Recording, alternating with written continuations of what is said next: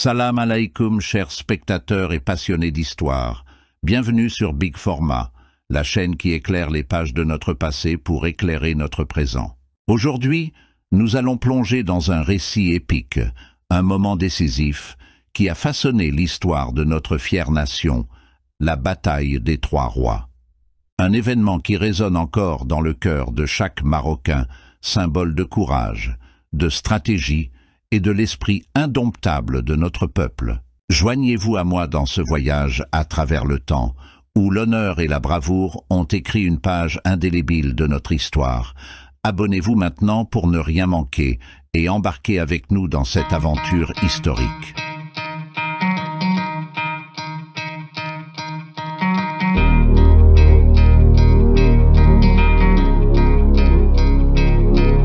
La bataille des Trois Rois, également connue sous le nom de bataille de l'Oued al-Makhazin ou bataille de l'Alcazar-Kébir, s'est déroulée le 4 août 1578. Cette confrontation décisive a marqué la fin des ambitions du roi portugais Sébastien Ier d'envahir le Maroc. Elle a eu lieu près de l'Oued al-Makhazin, un affluent du Loukos, irriguant la région de Ksar el-Kébir dans la province de Larache. D'un côté, l'armée du sultan marocain Abou Marwan Abd al-Malik, récemment monté sur le trône, composé majoritairement de cavaliers et fantassins marocains, ainsi que d'arquebusiers andalous. Cette armée, ralliée à la cause de la guerre sainte, était également renforcée par des troupes ottomanes, comprenant des cavaliers zouaouas et des artilleurs turcs. De l'autre côté se trouvait l'armée portugaise de Sébastien Ier, assisté par Muhammad al-Mutawakil, le sultan marocain déchu. Cette armée comprenait principalement des volontaires castillans, ainsi que des mercenaires italiens, flamands et allemands, fournis par le roi Philippe II d'Espagne. Au cœur de la seconde moitié du XVIe siècle, le bassin méditerranéen est le théâtre d'une intense rivalité géopolitique. Deux grands empires s'y disputent la suprématie. D'une part l'Espagne, souvent allié au Portugal selon les circonstances, et de l'autre, l'Empire ottoman, alors en déclin après le règne de Soliman le Magnifique. L'expansion ottomane en Afrique du Nord suscite une vive inquiétude chez les puissances méditerranéennes, en particulier en raison de la proximité croissante de la Sublime Porte avec les frontières marocaines. En 1551, les Ottomans repoussent les Marocains au-delà de la Moulouya, établissant temporairement une frontière. Le Maroc cherche alors à s'allier avec l'Espagne pour contrer les ambitions ottomanes. Les tensions se cristallisent notamment autour de plusieurs affrontements significatifs. En 1555, la régence d'Alger, sous contrôle ottoman, reprend le préside de Bougie aux Espagnols et assiège Oran l'année suivante. L'expédition espagnole à Mostaganem en 1558 se solde par un désastre, avec l'annihilation complète de la force d'expédition. Oran est à nouveau assiégé en 1563, simultanément avec Mers el-Kébir. La bataille navale de Lépante en 1571 met un frein à l'expansion navale ottomane, bien que la conquête de Chypre renforce leur contrôle sur l'Orient méditerranéen. En 1573, la flotte espagnole s'empare de Tunis, mais la ville est reprise l'année suivante par les Ottomans, illustrant la volatilité et la complexité du pouvoir dans la région. Alors que le soleil se levait à travers les montagnes du Rif et Moyen Atlas, Sultan Abd al-Malik conduit son armée dans la prière. Ensuite, il a monté son cheval, entouré de 5 bannières sacrées et régiments de garde du corps. Partout sur le terrain disposait l'armée des croisés dans une grande formation carrée, leurs canons à l'avant, commandés par le jeune roi Sébastien, avec tous les grands seigneurs du Portugal à ses côtés, comme les normes royales de son empire maritime mondial flottent dans la douce brise. Sébastien est venu ici pour devenir le premier chrétien empereur du Maroc. Le Maroc a subi une crise prolongée au XVe et au début du XVIe siècle. L'occupation portugaise de presque tous les ports maritimes provoquait de nombreuses difficultés économiques, politiques et les questions culturelles. Et le déclin n'a fait que s'aggraver lorsque les Wattassides prirent le pouvoir, car ils ont peu fait pour essayer d'améliorer la situation, entraînant la panne du commerce, l'appauvrissement des villes, le déclin de la vie intellectuelle et de la stagnation croissance démographique. Dans ce contexte de conciliation wattasside politique envers les royaumes catholiques Allah au nord, la dynastie Saadi est née dans le sud, le Maroc, déterminée à rétablir l'ordre et freiner les ambitions expansionnistes du royaume ibérique. À savoir, il y avait 3 raisons distinctes qui a motivé les charifs Saadi à organiser les tribus du sud du Maroc. Tout d'abord, l'empiètement des Portugais plus loin dans les terres intérieures du Maroc alarmait les dirigeants locaux et les a incités à demander réparation contre les Européens. Deuxièmement, les routes commerciales séculaires, qui avaient été une partie importante de la transsaharienne, l'économie était désormais remise en cause par les corsaires européens, qui étaient soutenus par leur monarque à la maison. Ils ont agressivement tenté de monopoliser le commerce en établissant des postes de traite le long de la côte atlantique, et ce substitution des routes terrestres désertiques, les voyages en mer plus rapides, sont devenus un avantage pour les Européens qui paralysaient les économies locales. Cependant, les Saadi étaient un adversaire redoutable.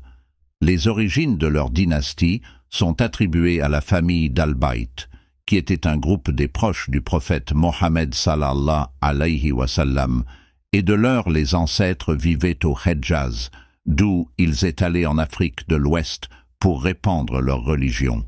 C'est cette lignée prophétique qui a permis les Saadis pour résister aux Ottomans, et une période de prospérité suivie sous l'efficacité la domination de Mohammed al-Sheikh, qui a élargi la domaine et était particulièrement efficace dans la conduite les Portugais de la plupart de leurs bastions, et a également détruit les Wattassides, soutenus par les Ottomans dans le nord du pays, devenant ainsi le premier Saadi sultan à régner sur le Maroc. Al-Sheikh avait 3 fils, Abdallah al-Ghalib, Abd al-Malik et Ahmad al-Mansour. Dès son plus jeune âge, ces 3 fils a montré un potentiel exceptionnel pour les hommes d'État et le leadership militaire. Mais le sultan al-Sheikh a rencontré une mort prématurée quand il a été assassiné par les Ottomans 1557, et son fils aîné al-Ghalib a pris le trône. Il a continué à régner sur le Maroc pendant 17 ans, renforçant les acquis de son père et défendant avec succès le royaume contre les Portugais, les Espagnols et les Ottomans. Les Marocains considèrent désormais la dynastie saadienne comme héroïque. Cependant, à la mort d'Al-Ghalib en 1574, la dynastie a été confrontée à sa première crise majeure. Lorsque le sultan défunt avait accédé au pouvoir il y a 17 ans, ses jeunes frères Abd al-Malik et Ahmed al-Mansour avaient dû fuir le Maroc pour échapper à sa purge des rivaux dynastiques. Al-Malik, alors âgé de 15 ans, et Al-Mansour, âgé de 8 ans, furent contraints de chercher asile. Ils se sont établis en Algérie, alors sous domination ottomane, résidant à Alger, sur la côte. Une nouvelle ville dynamique prospérait, enrichie par les pillages des capitaines corsaires. Des années plus tard, les 2 frères ont voyagé à travers les vastes territoires de l'immense empire ottoman. Là, ils ont acquis une expérience inestimable et ont bénéficié de l'éducation et de la formation offertes par leurs hôtes magnanimes. Les 2 princes se sont illustrés lors de la désastreuse bataille de Lépante en 1571, se démarquant par leur bravoure et leur compétence. Ils se sont également portés volontaires pour participer à la reconquête de Tunis en 1174. Cet esprit belliqueux a attiré l'attention du sultan Murat III, désireux d'étendre l'influence ottomane au Maroc. Il a proposé d'aider le frère aîné, Abd al-Malik, avec des hommes, des fonds et des munitions pour s'emparer du trône saadien. En retour, Abd al-Malik s'est engagé à verser 15 tonnes d'or en hommage et a loué le port de Larache à la flotte ottomane. Posséder un port aussi vaste et bien établi sur l'Atlantique offrirait à l'Empire ottoman un avantage sur l'Espagne dans les futurs conflits navals, tout en donnant aux corsaires algériens une opportunité de saisir l'argent envoyé de l'Amérique du Sud à Séville. Cependant, il a été décidé de mettre ses plans en attente, car Al-Malik ne voulait pas provoquer l'Espagne et cherchait à éviter que le Maroc ne devienne un protectorat ottoman. L'invasion du Maroc, soutenue par les Ottomans en 1576, fut un franc succès. Avec la mort du sultan Al-Ghalib 2 ans auparavant, son fils Abdallah Mohamed II a subi 3 défaites consécutives face à Al-Malik.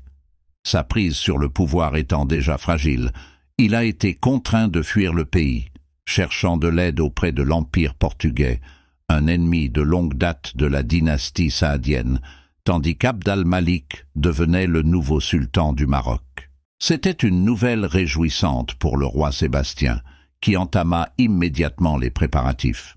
Il y voyait un prétexte pour envahir et conquérir le Maroc sous le couvert d'aider son allié, Abdallah Mohamed, à récupérer son trône. Plus importante encore, cette invasion offrait une occasion de freiner l'avancée apparemment irrésistible de la puissance militaire ottomane vers l'Atlantique, une menace pour la sécurité de la côte portugaise, leur bastion en Afrique de l'Ouest, ainsi que leur précieux commerce transatlantique. Sébastien, âgé de 24 ans, était devenu roi du Portugal à l'âge de 3 ans. Sa grand-mère s'est principalement occupée de lui. Bien qu'elle fût une catholique romaine fervente, son oncle et d'autres membres anti-castillans de la cour veillèrent à ce que Sébastien soit élevé dans la foi jésuite. On raconte qu'il était un jeune homme brillant mais impulsif, passionné par les affaires militaires, formé par des chevaliers portugais à la joute, à l'équitation et au maniement de l'épée. C'est peut-être l'ordre jésuite qui lui a inculqué, dès son plus jeune âge, un désir fanatique de conquérir le Maroc et de remporter la gloire pour le Portugal. Même enfant, Sébastien rêvait de mener une armée de croisés pour détruire le sultanat du Maroc et convertir les populations d'Afrique du Nord au christianisme, déterminé à réussir là où ses prédécesseurs avaient échoué. Cette ambition était largement soutenue au Portugal, car l'Empire bénéficierait grandement du commerce de l'or, du bétail, du blé, du sucre et d'autres produits, offrant des opportunités tant pour la bourgeoisie mercantile que pour la noblesse. En juin 1578, Sébastien assista à un service dans la cathédrale de Lisbonne, où il reçut une bannière de bataille brodée d'une couronne impériale. Peu après, l'armée portugaise, forte de 23 000 soldats, embarqua du port, emmenée par une flotte de 500 navires.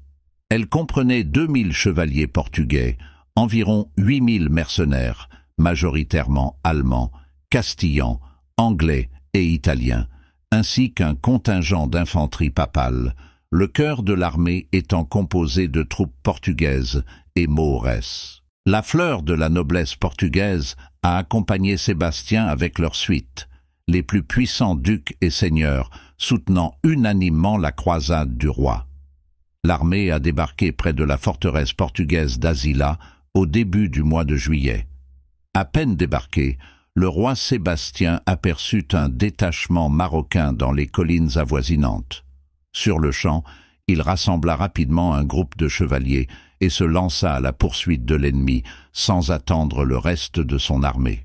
La garnison sur les murs d'Asila regardait, étonnée, et les milliers de soldats sur la plage et sur les navires se sentirent galvanisés à l'idée de servir sous un jeune commandant audacieux qui les mènerait en première ligne. Cependant, la progression en territoire marocain fut stoppée, car les croisés passèrent tout le mois de juillet à organiser leur vaste camp, alourdi par des milliers de suiveurs, serviteurs, prêtres, femmes, pages, esclaves, ainsi que la cour royale entièrement mobile, avec des pavillons portables pour la noblesse, des chapelles et un chœur royal, fournissant à la noblesse portugaise tout le confort quotidien. Inutile de dire que certains soldats n'appréciaient guère de languir sur la plage, tout en épuisant leurs provisions, devenant désabusés face à cette croisade au point mort. Mais la marche reprit finalement le 29 juillet. Tandis que l'armée se dirigeait vers le sud, il est rapidement devenu évident que Sébastien n'avait pas l'intention de capturer la ville portuaire stratégique de Larache pour sécuriser la côte. Au contraire, il a mené ses troupes à l'intérieur des terres, déterminé à affronter ce qu'il considérait comme l'armée principale des païens, dans le but de porter un coup décisif qui lui permettrait de conquérir l'ensemble du sultanat du Maroc. Pendant ce temps, le sultan Abd al-Malik faisait route depuis Marrakech. Il s'était préparé à repousser l'invasion depuis 18 mois. Lorsqu'il a appris que la flotte des croisés avait quitté Lisbonne un mois plus tôt, il a convoqué les tribus du Maroc pour défendre leur nation, leur famille et leur foi. Des dizaines de milliers de guerriers ont répondu à l'appel du fils du grand Mohamed al-Cheikh, premier sultan saadian du Maroc. Mais surtout, Ahmad al-Mansour, le frère cadet d'al-Malik et gouverneur de Fès, a amené avec lui les hommes des collines du Nord. Une armée d'environ 50 000 personnes s'est rassemblée juste au nord-ouest de la ville d'Al-Kasser-Kibir pour faire face aux envahisseurs alors qu'ils traversaient la rivière Makazen le 3 août. Le lendemain, ils s'affronteraient. De l'autre côté du champ de bataille, les 50 000 troupes de l'armée marocaine se positionnèrent en une formation en croissant. Au centre, l'infanterie disciplinée et les arquebusiers étaient rangés en 2 lignes denses et compactes. Sur les côtés se trouvaient les citoyens marocains ainsi que des renégats d'Espagne et de Turquie. La 3e ligne était formée de soldats berbères et de cavaliers sur les flancs. Conscient que les croisés étaient mieux équipés et disposés d'armes technologiquement supérieures, le sultan Abd al-Malik se porta à l'avant de ses troupes et les galvanisa. « Vous devez affronter les croisés avec bravoure, car vous combattez pour vos familles, votre vie et votre honneur, et si vous deviez mourir aujourd'hui, vous irez au paradis. » Revigorés par ces paroles, les troupes acclamèrent le nom du sultan alors qu'il rejoignait les rangs. Cependant, personne ne connaissait le secret du sultan. Il allait mourir. Souffrant de la peste ou d'une fièvre contractée dans les camps, la maladie du sultan Abd al-Malik s'était aggravée lors de sa chevauchée sur plusieurs centaines de kilomètres pour rejoindre rapidement le champ de bataille. Seul son frère et son fidèle médecin juif étaient au courant du véritable sacrifice personnel qu'il s'apprêtait à faire. Ayant atteint les limites de ses compétences, le médecin ne put offrir au sultan que quelques jours supplémentaires de vigueur, l'implorant de se reposer. Mais Abd al-Malik refusa de rester alité dans sa tente, insistant sur la nécessité de ne rien révéler de sa maladie pour maintenir le moral de ses troupes.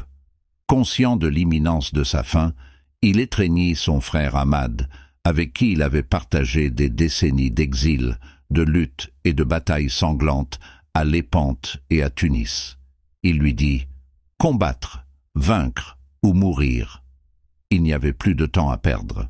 Les batteries d'artillerie des 2 armées tonnèrent avec force, mais il leur fallut plusieurs heures pour se rapprocher suffisamment et atteindre leur cible. Puis, 1 heure avant midi, l'ensemble de l'armée des croisés s'agenouilla, unis, dans une dernière prière. Lorsqu'ils se relevèrent, la cavalerie de choc d'élite portugaise s'avança sous le commandement du roi Sébastien, suivi par le régiment expérimenté d'infanterie castillane. Sébastien, bien conscient de sa nette infériorité numérique, décida d'utiliser la supériorité de ses troupes pour frapper de manière décisive, afin d'éviter d'être submergé par l'ennemi. Il savait que sa cavalerie de choc d'élite pouvait à elle seule briser et mettre en déroute une armée ennemie bien plus nombreuse. Alors que le sol tremblait sous les sabots de la cavalerie des croisés, les arquebusiers marocains lâchèrent leur première volée. Bien que leurs tirs furent efficaces, le long temps de rechargement laissa à la cavalerie expérimentée de Sébastien le temps de réduire la distance. lorsque les croisés chargèrent vers le centre des forces d'Al-Malik, la division marocaine en première ligne fut immédiatement brisée. La seconde ligne marocaine ne put résister à la charge impétueuse des croisés et fut repoussée en arrière, tandis que l'infanterie castillane renforçait l'assaut, plongeant le centre marocain dans la confusion. Al-Malik se porta en avant avec ses gardes du corps pour tenter de stabiliser la ligne, ordonnant à la troisième ligne de renforcer le centre. Face à la cavalerie lourde des croisés qui déchirait impitoyablement le centre ennemi, ce dernier ne tenait que par un fil, menaçant de céder à tout moment. En menant ses troupes de front, Al-Malik et son régiment de garde du corps expérimenté, soutenus par la contre-attaque de l'infanterie berbère de la troisième ligne, parvinrent finalement à affaiblir le courageux assaut des croisés. Voyant que les meilleures troupes de Sébastien étaient engagées dans un combat acharné au centre, le sultan donna le signal à son frère. Des vagues de cavaliers tribaux, dissimulés derrière les petites collines et les terres ondulées de la vallée, surgirent sous la conduite d'Ahmad al-Mansour. L'ardeur précédemment affichée par la cavalerie croisée s'amenuisait visiblement face à la gravité de la situation, avec l'arrivée de près de 20 000 cavaliers tribaux.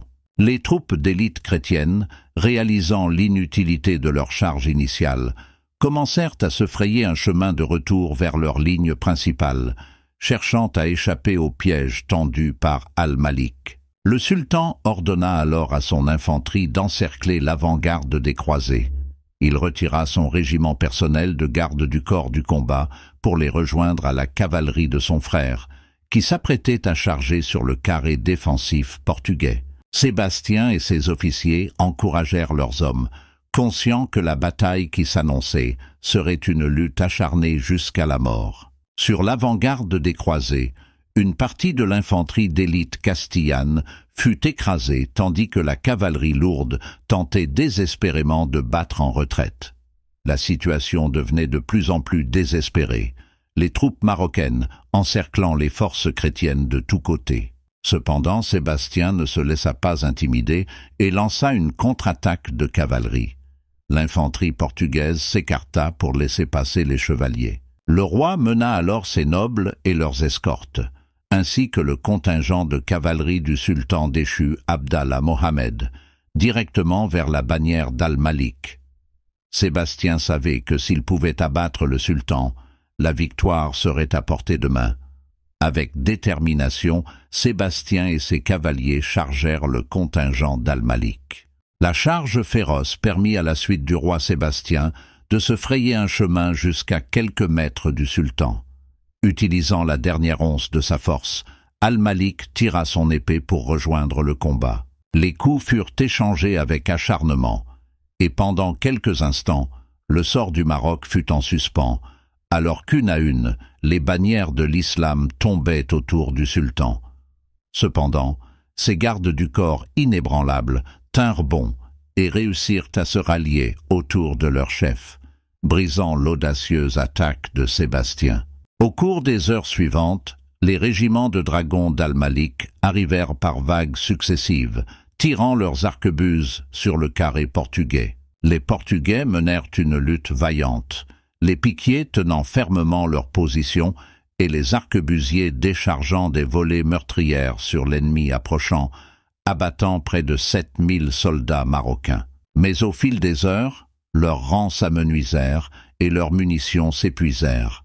Sébastien fut vu se battre en première ligne, et malgré ses blessures, il continua d'inspirer ses hommes, les encourageant à tenir bon. On raconte que 3 chevaux furent tués sous Sébastien, et que ses gardes du corps furent réduits à une poignée d'hommes. À un moment donné, le roi lui-même tomba au combat. Au crépuscule, 8000 soldats chrétiens gisaient morts sur le champ de bataille, et 15 000 furent capturés. Moins d'une centaine réussirent à échapper au carnage, y compris l'ancien sultan Mohamed, qui mourut soit pendant la bataille, soit noyé dans la rivière en tentant de fuir. Avec du sang sur ses vêtements blancs, Abd al-Malik se tenait victorieux, incarnant le chef dont son peuple avait besoin. Pourtant, il était à bout de force. Ses robes dissimulaient le fait qu'il était attaché à sa selle, car sans cela, il n'aurait pas pu monter son cheval pour le combat. Atteint d'une maladie qui allait l'emporter, il était miraculeux qu'il ait trouvé la force de participer à la bataille. Quelques instants plus tard, alors que les combats faisaient encore rage, le sultan Abd al-Malik ferma les yeux et tira son dernier souffle, s'effondrant doucement sur sa selle. 3 rois tombèrent ce 4 août 1578. Alors que les quelques survivants revenaient peu à peu, la nouvelle de la défaite paralysait le royaume du Portugal et entraînait des conséquences désastreuses. Le pays était profondément endetté et incapable de payer les réparations financières écrasantes exigées par cette aventure au Maroc. Presque chaque famille noble avait perdu un membre, certaines familles étant même entièrement éteintes à la suite de la bataille. Pour aggraver les choses, après la mort de Sébastien, la maison d'Avise, qui avait dirigé le Portugal pendant 200 ans, fut renversée par une invasion militaire castillane. Le sultan Mohamed II, détrôné, aurait été jeté dans la rivière depuis son cheval, en essayant de fuir la bataille, bien qu'il soit possible qu'il ait été tué lors des combats. Pendant ce temps, le sultan Abd al-Malik fut succédé par son frère Ahmad al-Mansour, qui dirigea le Maroc pendant les 25 années suivantes, devenant le plus célèbre de tous les dirigeants saadiens. Ahmad était une figure très influente en Europe et en Afrique au XVIe siècle. La puissante armée qu'il avait constituée et la position stratégique clé du Maroc en firent un acteur important de la puissance à la fin de la Renaissance. La bataille a entraîné des pertes humaines massives, particulièrement du côté portugais. La noblesse portugaise a été décimée et la perte de milliers de soldats a gravement affaibli la capacité militaire du royaume. Les ressources matérielles perdues, notamment en termes d'artillerie et d'équipement, ont également été considérables. La mort de Sébastien Ier sans héritier direct a plongé le Portugal dans une crise de succession. Cette instabilité a ouvert la voie à l'Union ibérique, marquant le début de 60 années de domination espagnole sur le Portugal. La défaite portugaise a mis fin aux ambitions expansionnistes du Portugal en Afrique du Nord. Elle a également marqué un recul significatif de l'influence chrétienne en Méditerranée, étant l'une des dernières tentatives de croisade dans la région. La victoire a renforcé la position du Maroc face à l'influence ottomane et européenne. Elle a permis à Ahmad al-Mansour, successeur d'Abd al-Malik, de consolider son pouvoir et d'accroître la richesse et le prestige de la dynastie saadienne. La bataille des 3 rois a été gravée dans la mémoire collective tant au Portugal qu'au Maroc. Au Portugal, la tragédie a alimenté des légendes et des récits messianiques, notamment autour de la figure de Sébastien Ier. Au Maroc, elle est célébrée comme une victoire héroïque contre les envahisseurs étrangers. Les récits de la bataille varient considérablement, reflétant des perspectives culturelles et historiques différentes. Ces récits ont façonné la compréhension et l'interprétation de cet événement majeur dans l'histoire de la Méditerranée. Cette bataille marque un tournant dans l'équilibre des pouvoirs en Méditerranée. L'influence portugaise en Afrique du Nord recule considérablement, tandis que le Maroc émerge comme une puissance régionale plus autonome. Au-delà de l'impact militaire, la bataille a entraîné des changements sociopolitiques et économiques significatifs dans les 2 royaumes. Au Portugal, la perte de la noblesse et des ressources militaires a affaibli sa structure sociale et son économie. Au Maroc, la victoire a apporté une richesse considérable et a renforcé la légitimité de la dynastie régnante. La bataille a engendré un riche héritage culturel, notamment au Portugal, où la figure de Sébastien Ier est devenue mythique, donnant naissance à la légende du roi dormant ou du sébastianisme. Au Maroc, elle est commémorée comme un exemple de résistance héroïque et de victoire décisive. La bataille des 3 rois continue d'occuper une place importante dans l'historiographie des 2 nations. Elle est étudiée et interprétée à travers diverses perspectives, reflétant la complexité et la multiplicité des enjeux historiques, religieux et culturels impliqués. Cette bataille reste un rappel puissant des caprices de la fortune en guerre, de l'importance de la prudence stratégique et de la façon dont un seul événement peut façonner de manière indélébile le cours de l'histoire pour des nations entières.